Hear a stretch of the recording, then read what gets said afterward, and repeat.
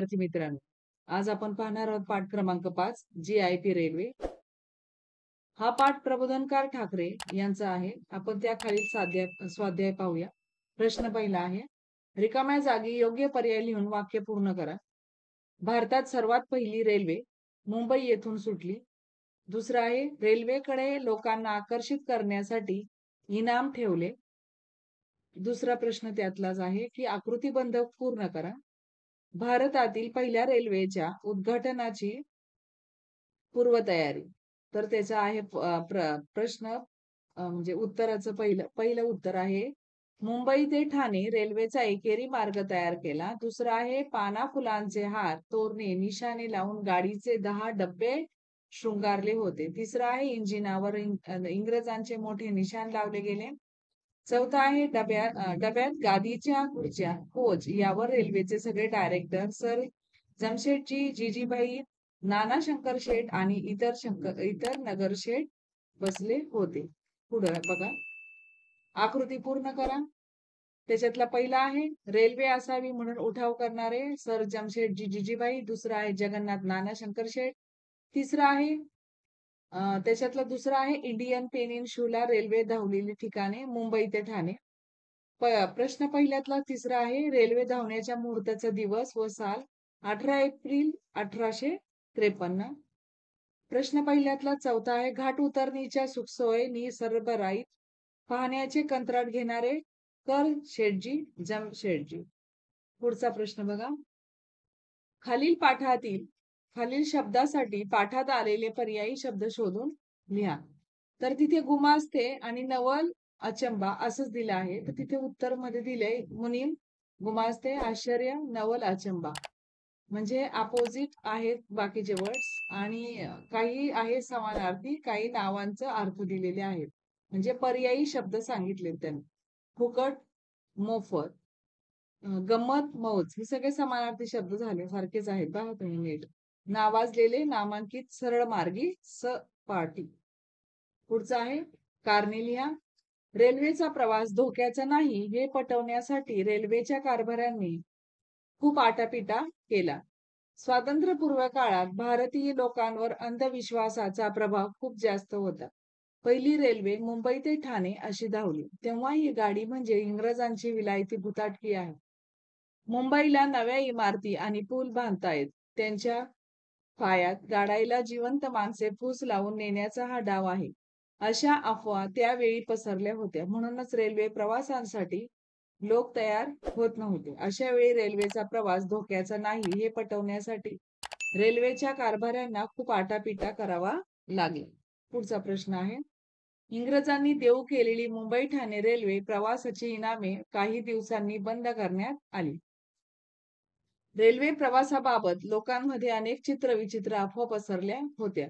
त्यामुळे रेल्वे प्रवासासाठी लोक तयार होत नव्हते. कितीही समजावले तरी लोकांचे समाधान काही होत नव्हते. शेवटी दर माणशी 1 रुपया इनाम आणि मोफत प्रवासाची योजना सुरू केली. पैशाच्या लालूचीने ठाण्याचे आणि मुंबईचे लोक आगगाडीने जाऊ लागले की त्यांच्या घरचे लोक आजूबाजूला उभे राहून खूप रडायचे. त्यांची समजूत काढणे खूप त्रासाचे असायचे.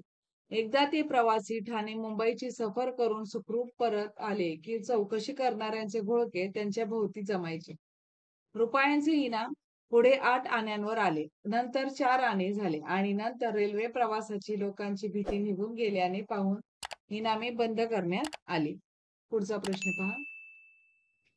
प्रश्न 6वा, हे स्वमत अतिशय महत्वाचे असतात. रेल्वेचा शोध देशाच्या आर्थिक विकासाला गती देणारा ठरला. तुमचं मत काय? तर आपल्या भारत देशाची आर्थिक राजधानी मुंबई ही होय. याच मुंबईहून पहिली रेल्वे 18 एप्रिल 1853 या दिवशी मुंबई ते ठाणे अशी धावली. या रेल्वेमुळेच ठाणे ते मुंबई हा दिवसभरचा प्रवास अवघा 1.25 तासांवर आला.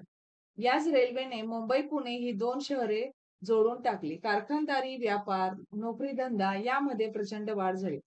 व्यापारी मंडळी, नोकरदार मंडळी यांचे काम धंद्यांचा निमित्ताने येणे जाणे वाढले. वेळेची बचत झाली, कामाचा पसारा वाढला. कच्चा व पक्क्या मालाची वाहतूक या रेल्वेमुळे सहजपणे होऊ लागली.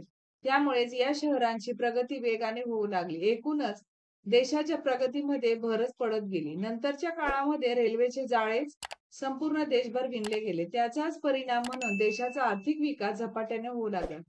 देशाच्या आर्थिक विकासाला गती देण्यामध्ये रेल्वेचे योगदान फार मोलाचे आहे. त्यातला दुसरा प्रश्न पहा. स्वातंत्र्यपूर्व काळात भारतीय जनमानसांवर अंधश्रद्धांचा जो प्रभावीपणे प्रभावासंबंधी तुमचं विचार विचारले त्यांनी, तर फार मोठा पगडा होता अंधश्रद्धांचा. कारण कोणताही आधुनिक बदल सहजासहजी स्वीकारला जात नव्हता. पारंपरिक गोष्टीवर लोकांचा जास्त विश्वास होता. जमशेदजी जिजीभाई आणि जगन्नाथ नानाशंकर शेठ यांच्या प्रयत्नाने सुरू झालेल्या रेल्वेला भारतीयांनी सुरुवातीला इंग्रजांनी सुरू झालेली वाफेची गाडी म्हणजे विलायती भुताटकी असे म्हटले जात होते. लोकांना ठाणे मुंबई रेल्वे प्रवासाची सवय व्हावी, गोडी लागावी म्हणून मोफत प्रवास रेल्वेच्या अधिकाऱ्यांनी सुरू केला होता. त्यावेळी मुंबईला नव्या इमारती आणि पूल बांधतायत.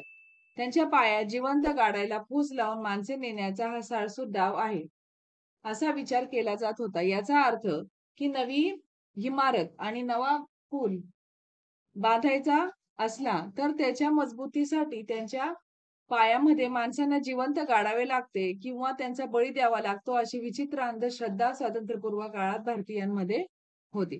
त्याच्यामधलाच पुढचा प्रश्न पहा.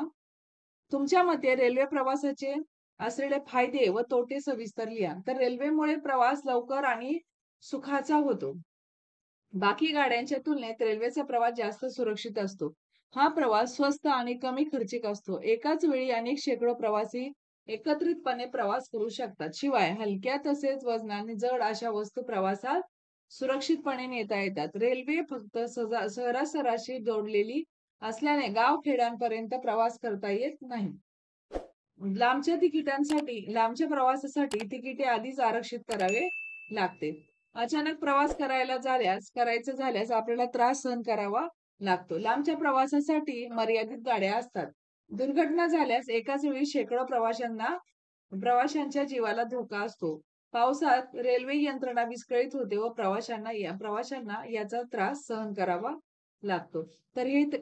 तर तुम्हाला हा पाठावरील जो स्वाध्याय आहे GIP रेल्वे, प्रबोधनकार ठाकरे यांचा पाठ अतिशय व्यवस्थितरित्या समजलाच असेल. धन्यवाद.